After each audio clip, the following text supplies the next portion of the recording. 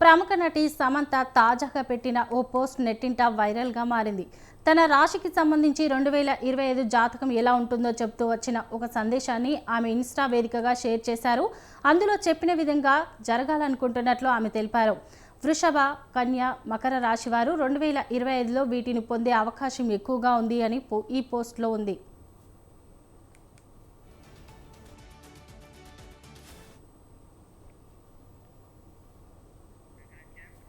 ఈ ఏడాది అంతా చాలా బిజీగా ఉంటారు. వృత్తిపరంగా మెరుగుపడతారు.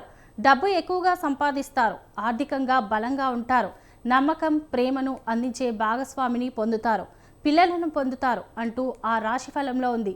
దీన్ని బట్టి వచ్చే ఏడాది సమంత వివాహం చేసుకోబోతున్నారని తెలుస్తోంది.